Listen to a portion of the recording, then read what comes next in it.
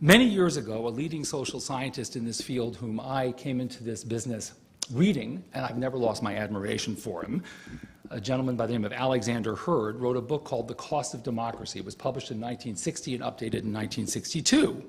And he said then, in a period before the Federal Election Campaign Act was enacted, that, and I'm quoting, "The entire subject of political finance has been over-dramatized," which I thought was an interesting line. And he cautions, and by the way, he was very much interested in a whole host of reforms, including forms of public financing. He cautioned that, quote, "Americans must accept a margin of tolerance in the objectives and success of legal regulations. Not all ambitions can be fulfilled." And he further said that we have a tendency, remarked by others overseas, to be unduly critical of our systems of government, unduly harsh in the evaluation of our regulatory programs and how well or how poorly they function. And I quote, "The ethical absolutism frequently remarked upon by foreign observers has led to all sorts of impossible demands on the conduct of those whose lot it is to make self-government in the United States succeed." So I believe we can be realistic, knowing who we are, engaging in a little bit of cultural introspection, and still through public financing, as an important element of how we fund self-government in this country, make meaningful reforms that make a significant difference without resorting to claims that are too broad and too sweeping and ultimately, I think, going to set us up for both weak arguments and disappointment.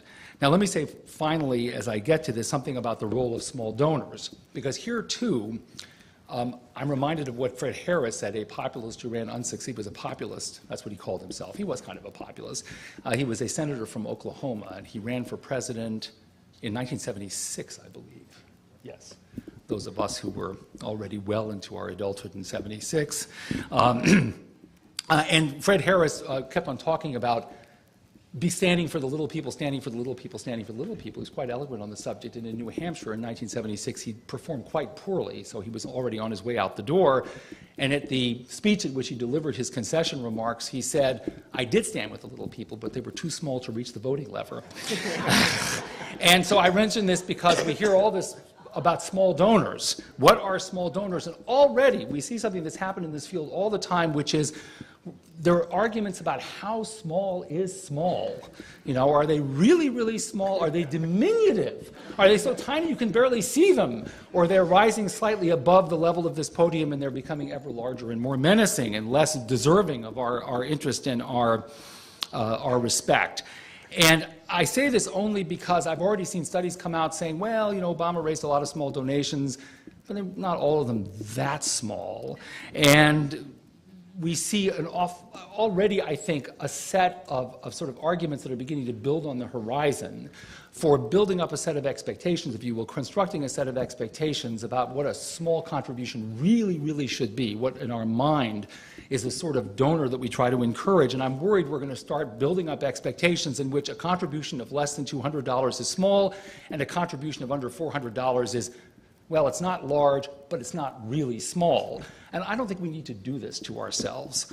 I think that we ought to slowly but surely sort of come to the recognition that there are a set of goals that we can set for individual giving at the relatively lower ranges of the contribution limits that we have set under federal law, and in the states, if we're talking about states under state laws, if they have such limits, and working reasonably within these zones of concern, put together programs that do, in fact, reward candidates for raising small contributions, but do so with a certain degree of flexibility and not sort of box ourselves in with expectations that are rigid and definitions that really are sort of illogical or internally inconsistent or over the long run unsustainable.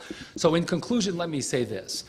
Public financing, it seems to me, has been for a very long time, for many, many decades, both in the successes it's demonstrated in the presidential sphere and some of the successes that have been observed now at the state level, an important component, not to the exclusion of private financing, but an important component in the financing of self-government. And we should look at it as something that we offer, knowing sometimes we'll be disappointed, but overall, in the aggregate, for the most part, we'll be better for it. Thank you.